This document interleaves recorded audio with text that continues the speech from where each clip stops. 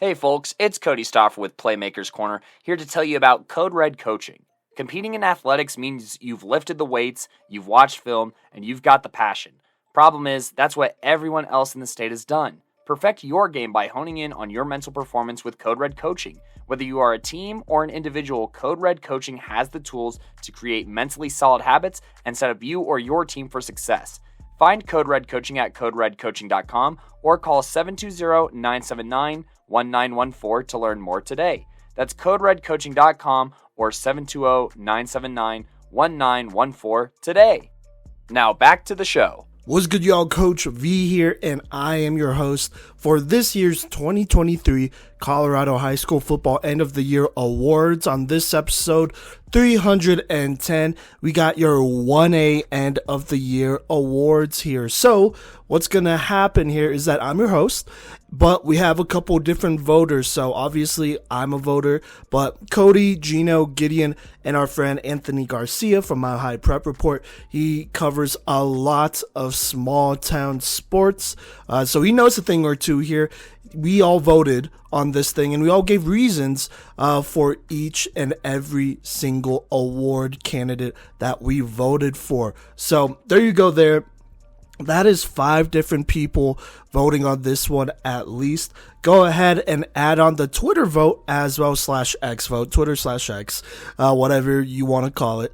That is where our fans, you the people, went and voted as well, so that you have a little bit of a voice in this thing as well. So altogether, there is 6 votes total to go around for each and every single award here. And the awards that we voted on was Newcomer of the Year. That goes to the best freshman varsity player on a team. Well, in Colorado on a team, obviously. So there you go. A lot of young freshmen to consider there. We have Defensive Playmaker of the Year. That goes to the best defensive player.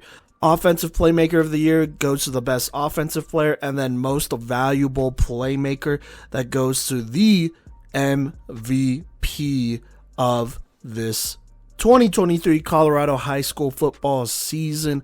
And just as a reminder, this is basically a regular season award, so any postseason success that happens or anything that happens in the postseason period will not be considered when it comes to all of our awards here. So just wanted to put that out there so that it was abundantly clear here. But without further ado, let's go ahead and hop into the awards. Okay, so the first awards that we are going to talk about is Newcomer of the Year. This goes to the best freshman player on varsity here in 1A. And so we have some great candidates here. I'm just going to go down the line and talk about each candidate real quick, and then we'll get to the vote. So starting with Scout Humrich, the running back / safety from Burlington on the season. 5 interceptions, 619 kick return yards, 1 kick return touchdown, 116 rushing yards, and a rushing touchdown. Also adds 52 receiving yards, 32 tackles, and 2 pass deflections, as he has been big time for Burlington and has contributed a lot, mostly on the defensive side of the ball at DB there, but those 5 interceptions they do speak volumes there. So there you go, that's Scout. Now, we have 2 candidates here from Payton, and so I'm just going to talk about both of them here, starting with Josiah Zimmerman, an outside linebacker. So on offense, he had 109 rushing yards and a touchdown, but like I said, his impact was felt a lot more on defense, where he had 72 tackles, 4 tackles for loss, a forced fumble, 5 pass deflections, and an interception, as he has helped this Payton team get a bit better compared to last season. So there you go there, Josiah Zimmerman, the outside linebacker. But then you also have Liam McEnroy here from Payton. All his contributions were on defense. He had 43 tackles, 9 tackles for loss, 4.5 sacks, and a fumble recovery, as these 2 have helped Payton get really good, really solid at least this season. Not quite good enough for the playoffs, but close to just be outside there. So boom, there you go. Now, last but not least, our last finalist here is Omar Torones Hara. Excuse me if I'm saying that wrong, but he's from the Pinnacle, a running back / linebacker. He had 260 rushing yards, 107 receiving yards, and a receiving touchdown, 25 tackles, a hurry, and a forced fumble here. Just a really good athlete for the Pinnacle. So there you go there. Liam McEnroy from Payton, Josiah Zimmerman from Payton, Omar Torones Hara from the Pinnacle, and then Scout Humrich from Burlington. Now, without further ado, let's go ahead and talk about the votes here. So let's go ahead and start with Anthony Garcia here. He will be voting for Josiah Zimmerman from Payton. He said, saw this kid play live against Monte Vista. He will be a key player for them next season. Payton improved this season all around, and with him being just a freshman, watch out. So there you go. That's one vote of 6 for Josiah Zimmerman. Now going to the Twitter vote, it was a pretty good majority here that went ahead and voted for Scout Humrich of Burlington. So he wins the fan vote there, getting 49% of the votes. And I want to say it was a couple hundred who voted on this thing. So thank you to everyone who voted, by the way. But there you go there. That's a vote for Scout Humrich. So there you go. 1-1. One for Josiah Zimmerman and one for Scout Humrich. Moving on here, let's go ahead and go to Cody's vote here.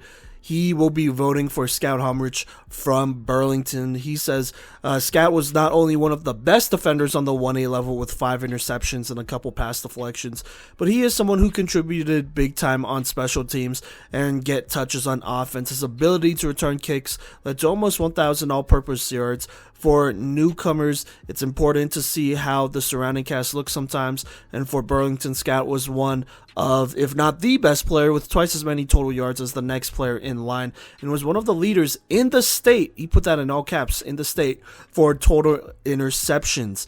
Definitely the cornerstone for Burlington heading forward, and for that reason is why he's my newcomer of the year. So there you go there. That is the second vote cast for Scout Humrich, and then one still for Josiah Zimmerman.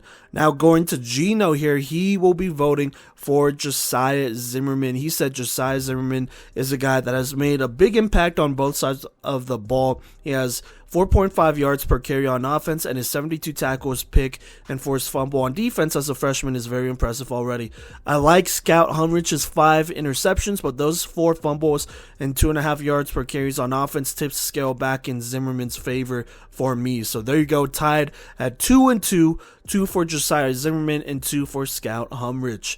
Now, moving on to the second to last voter here. Let's talk about Gideon's vote. He will be casting his vote for Scout Humrich. He said Scout is an impressive defender, and he is someone who will have a long-term impact in one of the best leagues in the state. Zimmerman, on the other hand, is someone who has a large impact on both sides of the ball and who took a larger role overall for Payton. This is a 51-49 split, but Humrich takes it for me as a kick returner. Humrich is already among the best in the nation, and his ability to get that type of gain sets up the offense for success. Plus, his 5 interceptions show that he will be helping this Burlington team reach true greatness sooner or later.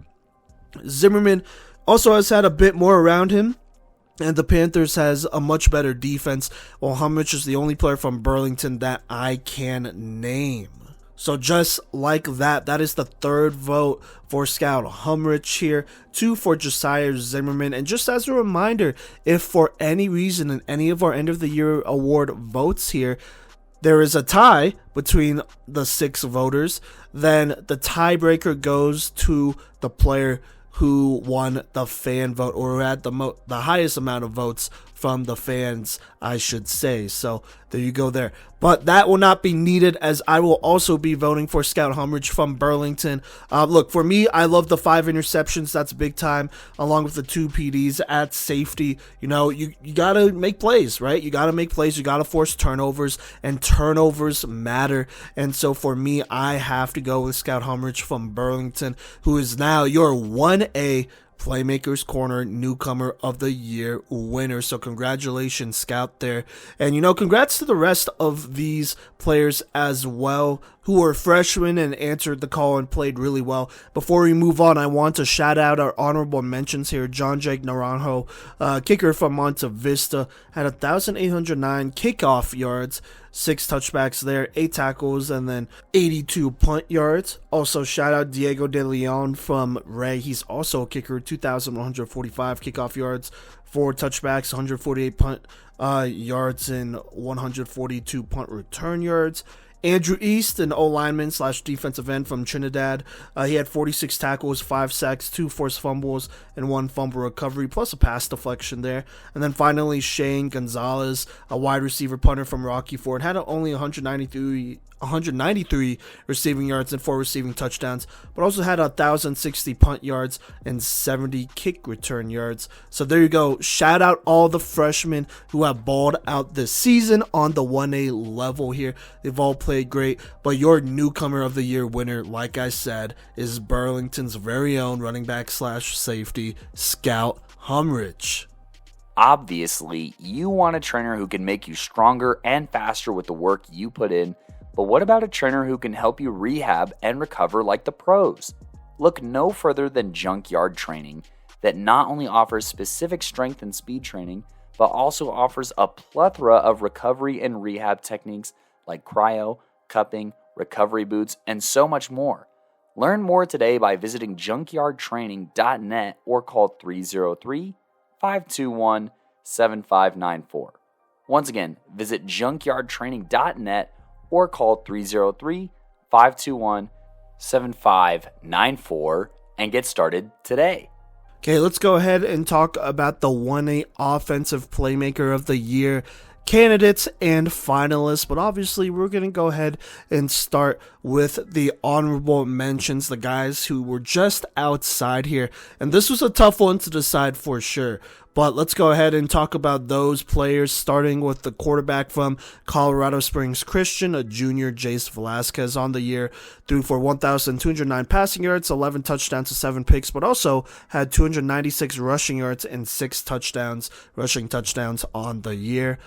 Joseph Biegovich, the senior from Banning Lewis Prep Academy here. He had 712 rushing yards, 13 rushing touchdowns, 153 receiving yards, and 3 receiving touchdowns. He's been killing it for them and killed it for them in their playoff game against Wiggins just this last weekend.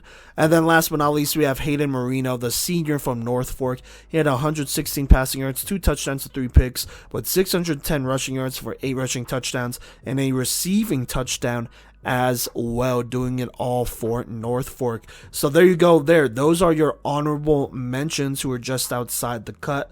But let's go ahead and talk about the finalist for this year, starting with a wide receiver, a senior from Manual here, Diamante Maynard. He had 212 rushing yards, 2 rushing touchdowns, along with 500 receiving yards and 8 receiving touchdowns on the year. Also added on a kick return touchdown, pick 6, and a fumble return touchdown. But obviously, just looking at his offensive stats here, he was definitely one of the best players in the state, especially in 1A at wide receiver. He was just someone who did it all for them.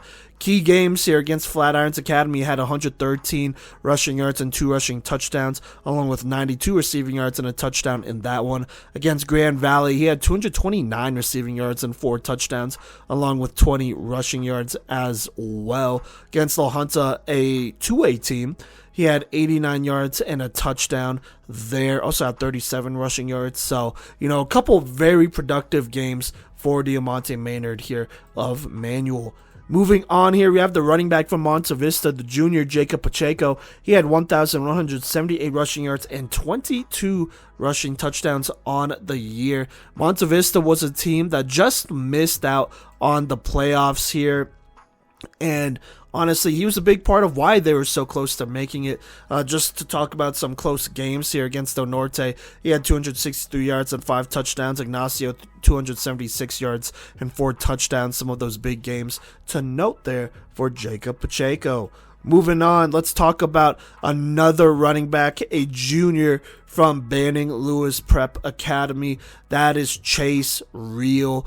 on the year in the regular season, had 1,041 rushing yards and 12 rushing touchdowns, also 1,006 receiving yards and 2 receiving touchdowns, as he was also splitting carries with Joseph Biegovic, and so only on 110 carries, he was going crazy, averaging almost 10 yards a carry here, which is absolutely insane. Some big games to talk about. He had 131 yards and a touchdown against Yuma there.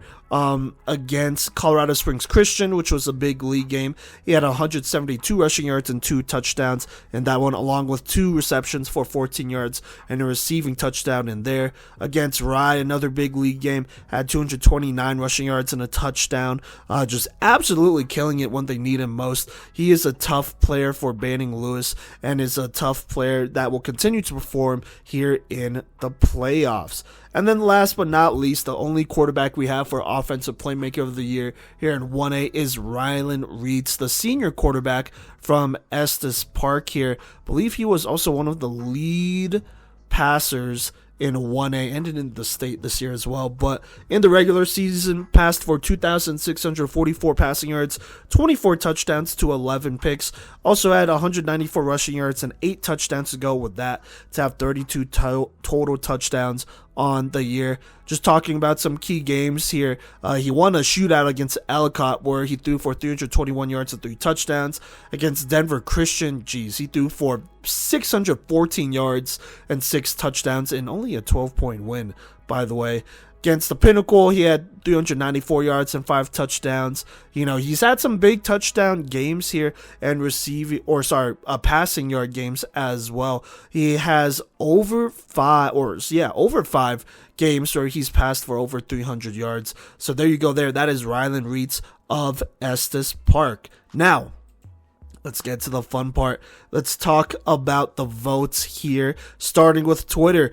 An overwhelming 54% voted for Chase Real. That is over half. So there you go. There, Chase Real out of Banning Lewis Preparatory Academy, the junior.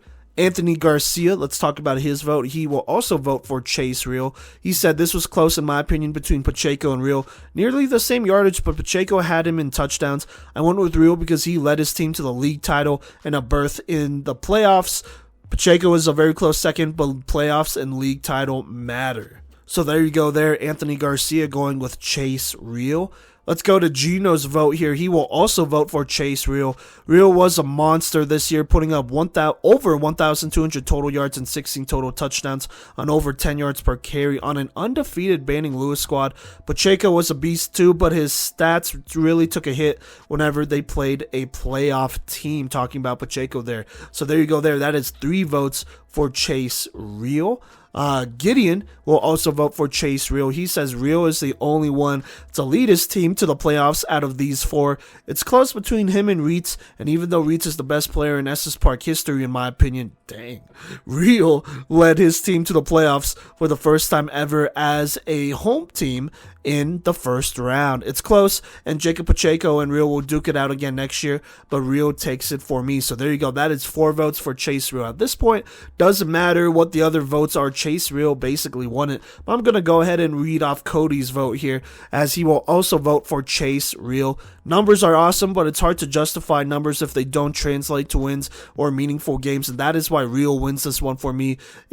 Is by helping propel Banning Lewis Academy to the playoffs for the first time in franchise, and doing so against good teams, and additionally being such a threat on the ground that the play action game for Banning Lewis Academy is something to take seriously, since teams key on him so hard that it opens up opportunities for others. Not gonna lie, that's definitely a run-on sentence, Cody.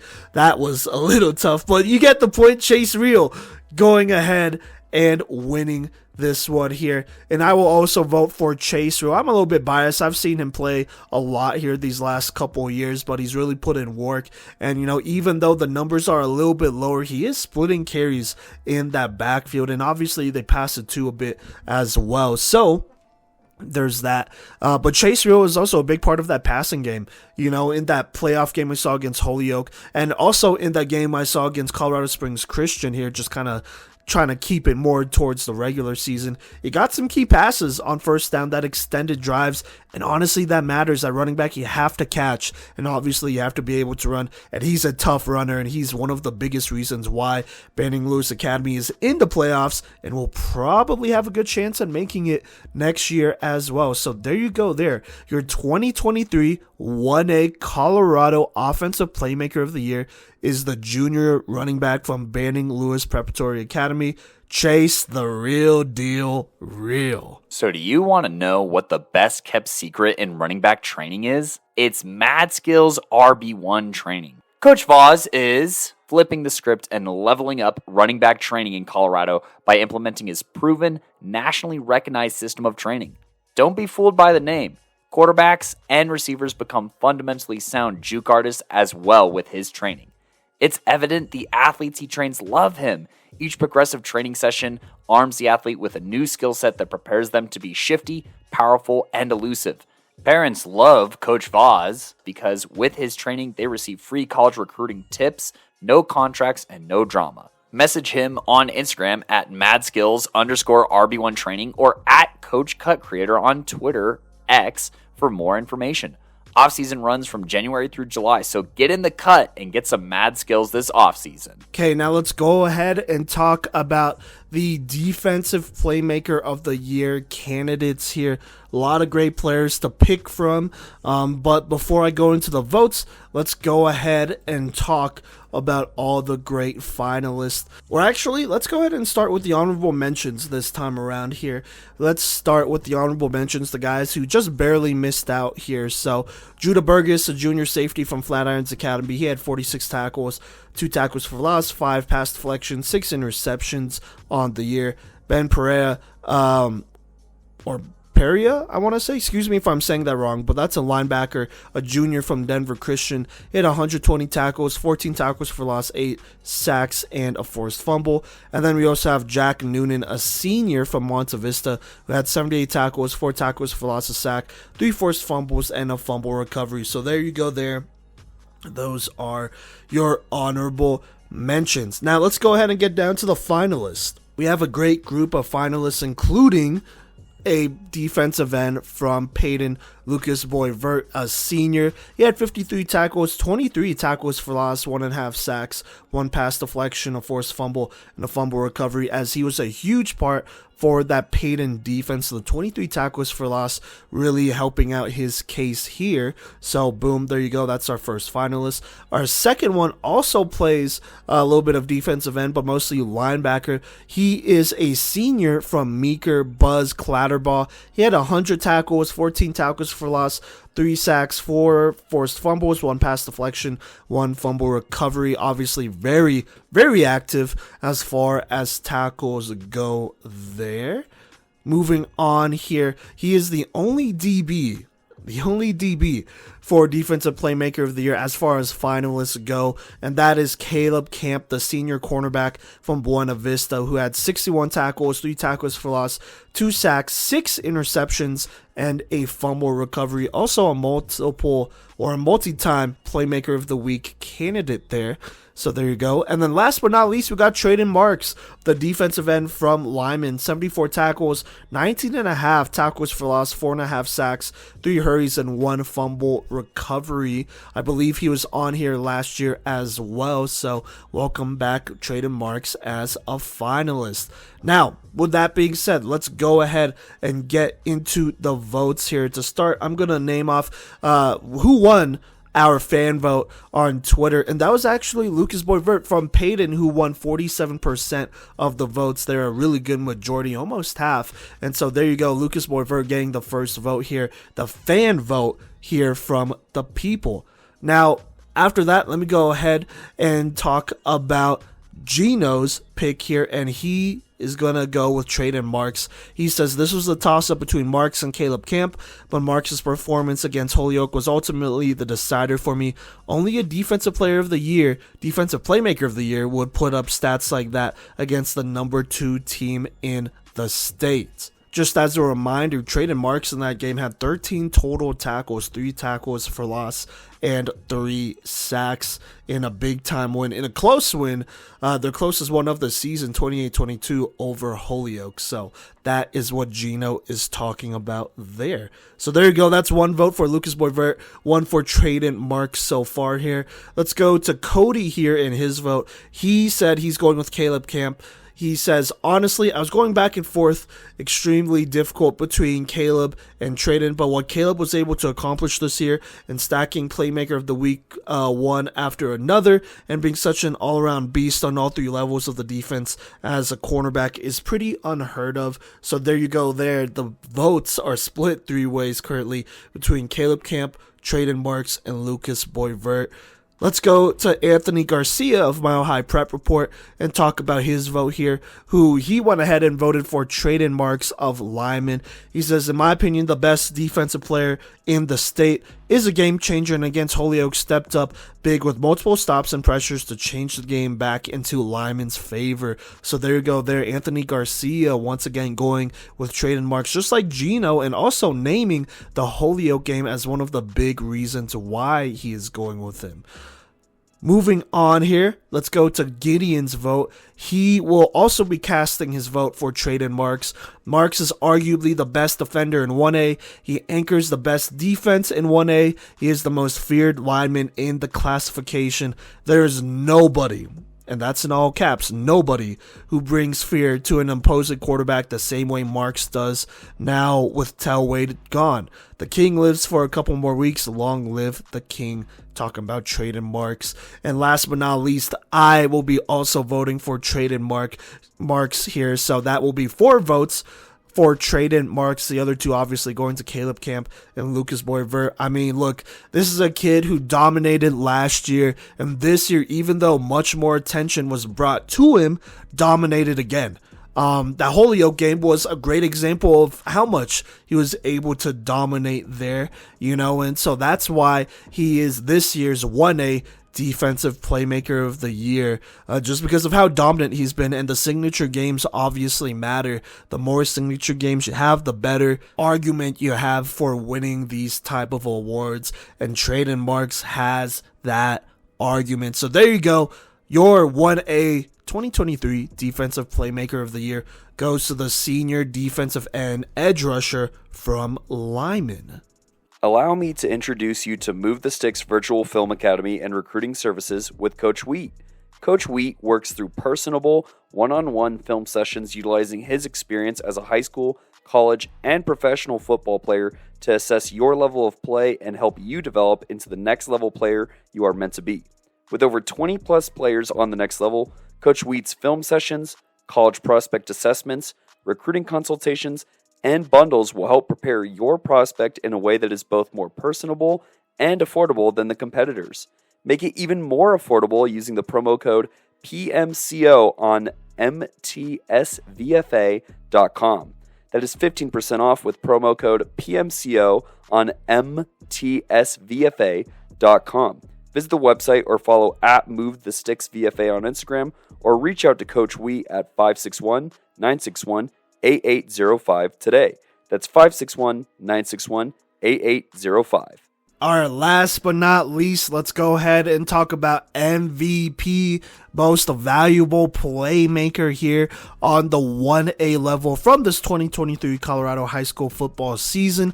Before we talk about the finalists, let's talk about the honorable mentions here. Really only one honorable mention, and that was Devin Brady, a senior athlete from Centauri, recovering, by the way, from a pretty tough lower body injury, and so this was kind of his comeback season, and he did well. 476 rushing yards, 7 rushing touchdowns, also 259 receiving yards, and 3 receiving touchdowns to go, with 73 tackles, 8.5 tackles for loss, a sack, a forced fumble, and 2 picks, also playing defensive back for Centauri.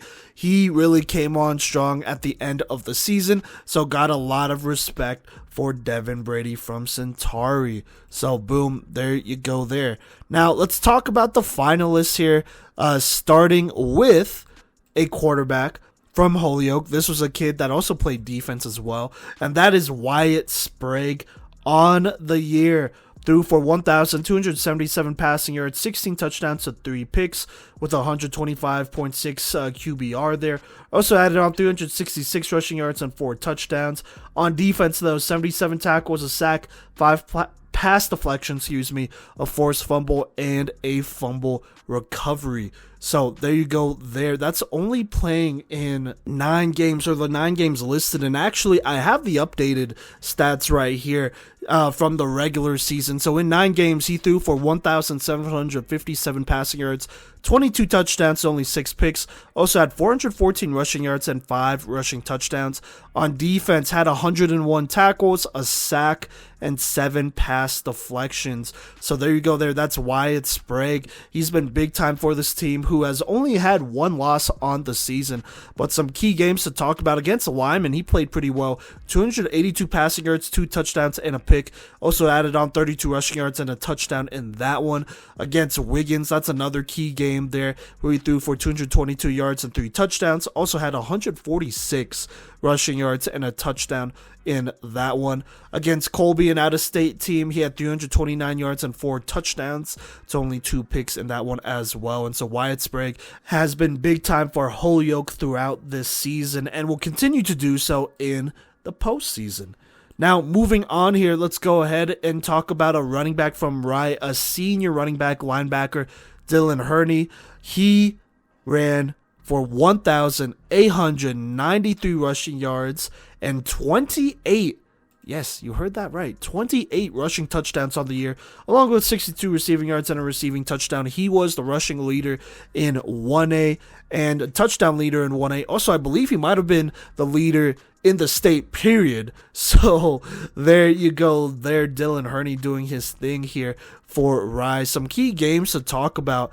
Well, let me talk about all of them. So there's only one game where he was held under 100 yards, and that was the Banning Lewis Academy game, where he only ran for 89 yards. Like I said, only ran for 89 yards in that one.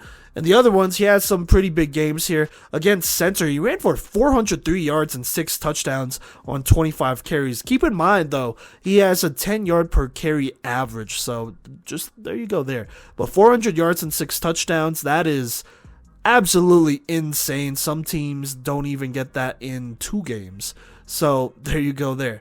Against Ellicott, he had 281 yards and another 6 touchdown performance. Against Payton, he had 294 rushing yards and 4 touchdowns there. I mean, he has had some huge games. He's had, I want to say, 6 games, which is over half the season, where he's ran for over 200 yards. So that is absolutely insane to do at running back. Even some of the most run-first teams have not been able to reach that. So there you go there. Moving on here, we have a junior running back / linebacker from Ray here. That is Samuel Meisner. He has ran for 1,083 rushing yards, 23 rushing touchdowns, also adding on 120 rushing or receiving yards and a receiving touchdown there. And then our defense also has 83 tackles, 6.5 tackles for loss, a sack, pick, and a field goal block there, as he has done it all for Ray this season. Looking at some of his key games here, against Goodland, he had 315 rushing yards and 6 touchdowns in that one. Against Lyman, he had a pretty solid game, 133 yards and a touchdown there. Against Yuma, he had 113 yards and 4 touchdowns. Burlington, he added on 5 more touchdowns. I mean, he's had some pretty insane games here, while also playing on defense as well and doing his thing there. Against Yuma, he had 13 tackles. Lyman, he had 16 tackles. So you definitely can't discredit him and what he's done for them. Now, our last finalist here is a senior running back / linebacker. That is Logan Bottier from Lyman. On the season, ran for 1,034 rushing yards and 21 rushing touchdowns. Also added on 213 receiving yards and 4 receiving touchdowns on only 11 receptions. But on defense, he's contributed as well, adding on 37 tackles, 5 tackles for loss, and an interception. Logan Bottier is the best player on the best team in the state, and he has the stats to prove it. I mean, he has some key games here. Against Strasburg, had 100 yards, 2 touchdowns, also 3 receptions for 42 yards in that one. Against Meeker, he had 189 yards and a touchdown there, also a reception in that game. against Wiggins. He went crazy against Wiggins. 270 rushing yards and 6 touchdowns on only 18 carries as he tore them apart. And so there you go, Logan Bottier, another running back who has done great things for them and also plays both ways, so you gotta be impressed with the production there. Now, let's go ahead and get to the votes, starting with our Twitter. The fan vote for your 1A most valuable playmaker goes to Ray Samuel Meisner with 44% of the vote there. So there you go there. Anthony Garcia, though, he will go ahead and vote for Wyatt Sprague of Holyoke. He said this was a tight pick between Bottier and Sprague, two of the best players on the offensive side of the ball, but what gives Sprague the edge over Bottier and the rest of the candidates, in my mind, is his defense this season. Sprague is also the driver of this offense. Only 6 games entered, over 1,200 passing yards, 300 rushing yards, 77 tackles. This is not close for me. So there you go there. Anthony Garcia going with Wyatt Sprague. Let's talk about Gino's vote here. He will also be voting for Wyatt Sprague. He said very tough choice, between Logan Bottier and Sprague. Bottier has 27 total touchdowns and 5 tackles for loss on defense, but Sprague's 100 tackles along with over 2,100 yards and 27 total touchdowns on offense puts him a bit ahead of Bottier in my eyes. So there you go. That is 2 votes for Holyoke's Wyatt Sprague. And Gideon will go ahead and make that 3 votes for Wyatt Sprague. He says Wyatt is one of the best two-way players in 1A. I'm not sure how he is able to get the type of production that he does, but damn is he good. We know he's played more than 6 games, but 1,200 yards through 6 games is bat bleep insane. It's close between him and Herney. Yeah, I know, Gideon. I think that was more for him, but Herney for me. But Sprague was the best player on the number 2 team, while Herney didn't make the playoffs, which is true. So there you go there. Cody will also vote for Wyatt Sprague of Holyoke. He says he is a next level player at 2 separate positions and is the key catalyst who needed to take a step forward to pay off on the Dragons' development over the past 2 years, and delivered. He's a nightmare to rap against in pass coverage. He can rush the quarterback, he racks up tackles, playing sideline to sideline really well, and then operates one of the best offenses in the state with the ability to stretch the field deep, hit precise sideline passes, and gash you with his legs if he wants or needs to. Just an all-around playmaker and the most valuable to his team for sure. I will also be voting for Wyatt Sprague here. I mean, he's done so much for this team. What he's been able to do for Holyoke, to have them only lose 1 game, and that was a really close 6-point loss to Lyman, which is the closest loss, I guess the closest win the Lyman has had all season, but the closest loss for Holyoke this season. That's pretty good, and he's been big time, and so love to see what he's been doing in the playoffs. He will continue to make noise, and so there you go there. With a total of 5 votes to 1 here, Holyoke's Wyatt Sprague is your 2023 1A most valuable playmaker. All right, now let's talk about a new award category here, a new award in general here on these end of the year awards, and that is Coach of the Year. This is definitely something that we wanted to implement this year to recognize the great coaches from around the state who have done such a good job here for their programs and, building some great programs and coaching up some great players as well and being a good part of Colorado high school football. So without further ado, let's go ahead and talk about the honorable mentions real quick. Shout out Amos Velasquez from Colorado Springs Christian, Matt Flavin from Buena Vista, and Paul Vickers from Gunnison here, all having great seasons and all getting their teams in the playoffs despite facing some tough situations. I believe all 3 of these teams graduated a significant amount of playmakers and still made the playoffs and still won a whole ton of games. So big shout out to those guys. Now, let's go ahead and get into the finalists here, starting with Platte Canyon. On the year, they went 8-1, which is a big improvement. Their best record in years here. Their head coach, that is Lance Gunkel, is the finalist here. And, like I said, best record in years. Their only loss was at the end of the season to Strasbourg there, which was a tough one, 47-8. But the rest of these, they won by a pretty good margin here. The only close victory was that Jefferson game where they won 32-22, but definitely got to admire what he's done for this program, turning them around and whatnot. So there you go there. Moving on to the next finalist, we have Nick Olney, the head coach of Banning Lewis Academy, the Stallions here. A lot of first here. First things first, he is the first head coach in Banning Lewis Academy football history here. And this is his 4th year with the program. And this is also the 4th year of the program at all. And in this 4th year, they went undefeated. A great 10-0 here, winning every single game and going to the playoffs for the first time in program history. And also, spoiler alert, they also beat Wiggins at home for the first time ever with their first playoff win. So a lot of history being made here by Nick Olney at Banning Lewis Academy. So shout out him. He is definitely a very strong candidate here for Coach of the Year on the 1A level. Moving on here, we have Michael Dwyer from Lyman. I feel like this is a pretty obvious one, but Lyman went undefeated on the season as well, winning their league and obviously winning a pretty tough league here, playing a lot of good teams out of league as well, beating teams like 2A Florence, 1A Meeker, at Meeker by the way, beat Strasbourg and Buena Vista before beating some key teams on the road in their league, such as Ray 35-7, Holyoke 28-22, which were both away games, and Yuma as well 48-6, another away game there. And so obviously the Lyman legacy lives on, and he is a living legend, doing so much for Colorado high school football and Lyman football as well, seeking out another state title this season as his team played a lot of away games. It felt like they also played Meeker away, like I said as well, and Florence away, and still were undefeated and won pretty sure-handedly for the most part. So there you go there. And then our last finalist for Coach of the Year is Holyoke's head coach. That's Dustin Sprague here.